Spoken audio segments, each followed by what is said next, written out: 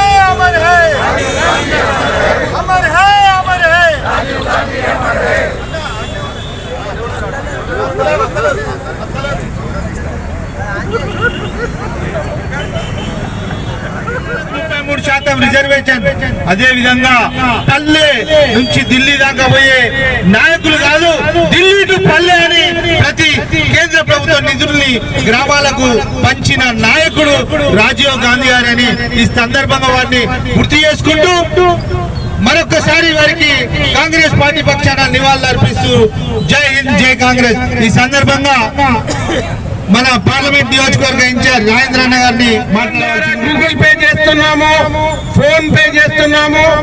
ఈ డిజిటల్ ఇండియాకు నాంది పలికింది ఆ మహానాయకుడు రాజీవ్ గాంధీ గారే.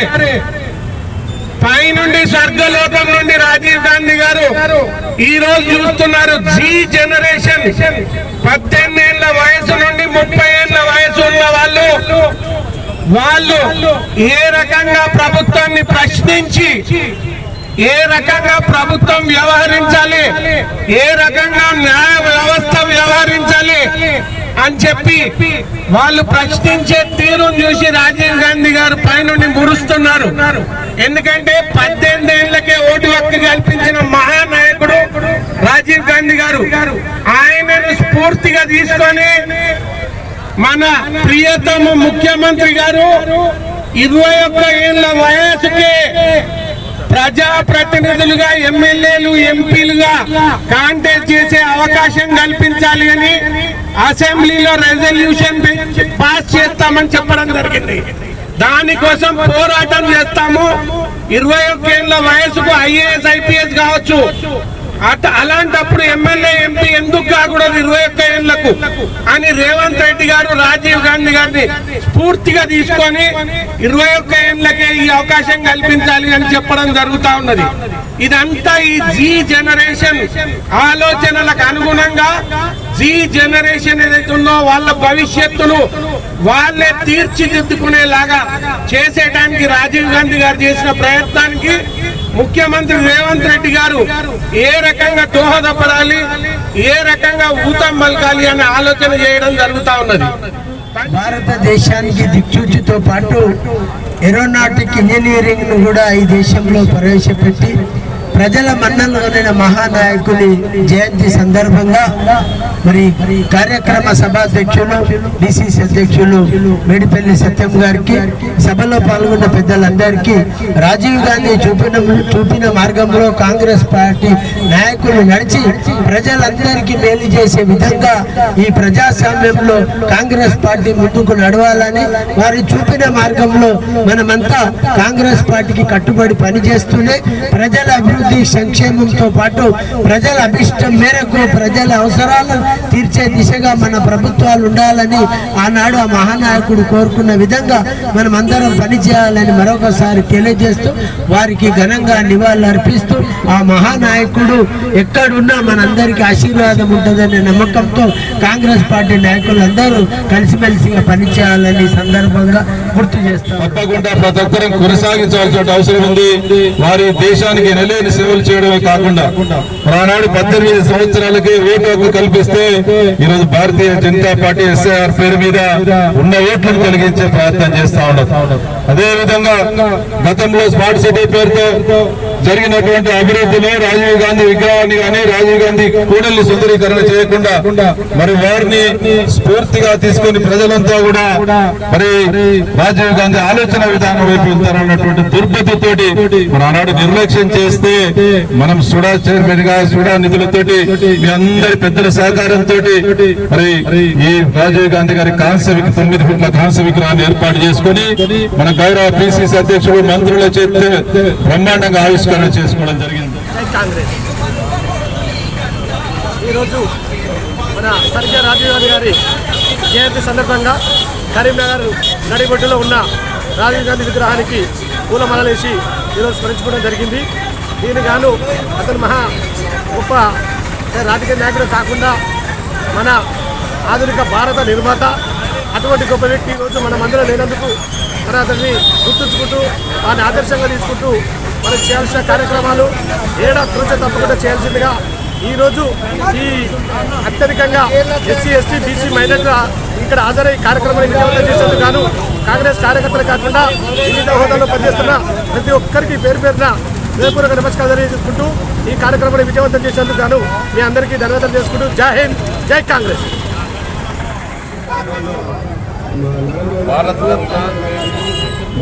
భారతదేశ ప్రధాని స్వర్గీయ రాజీవ్ గాంధీ గారి జన్మదినం కరీంనగర్ కాంగ్రెస్ పార్టీ ఆధ్వర్యంలో ఘనంగా నిర్వహిస్తున్నాం.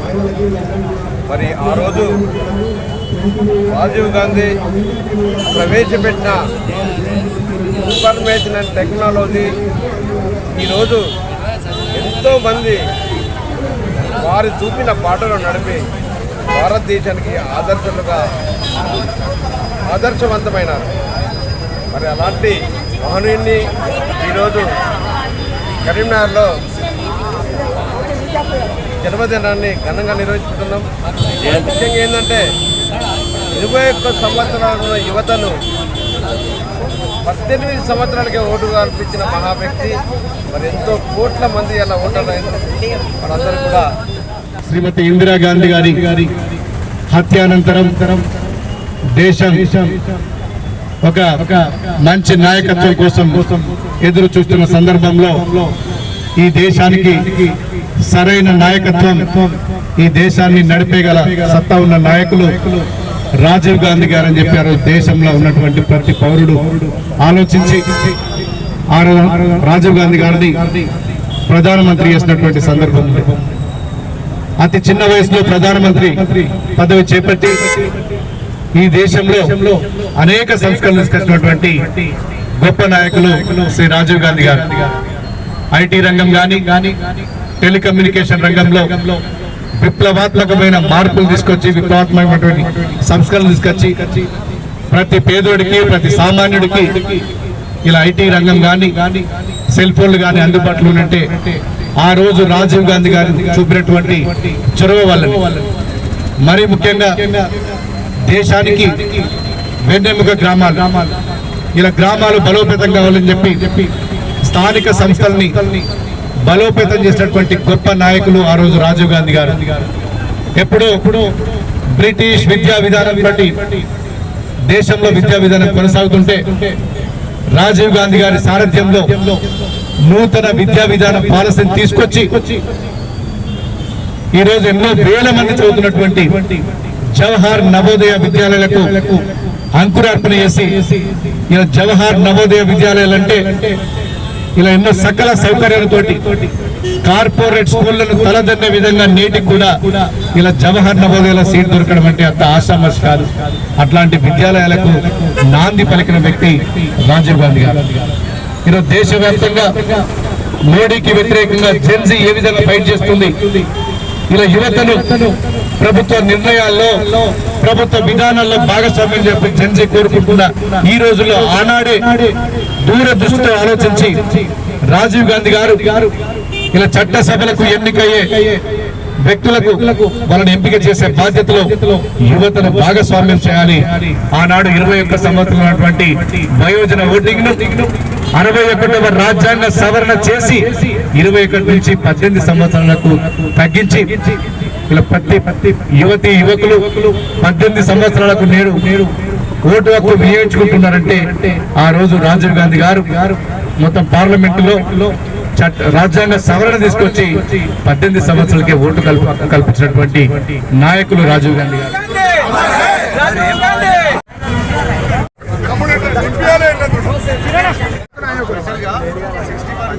సంవత్సరాలకే ఓటు హక్కు రాజీవ్ గాంధీ గారు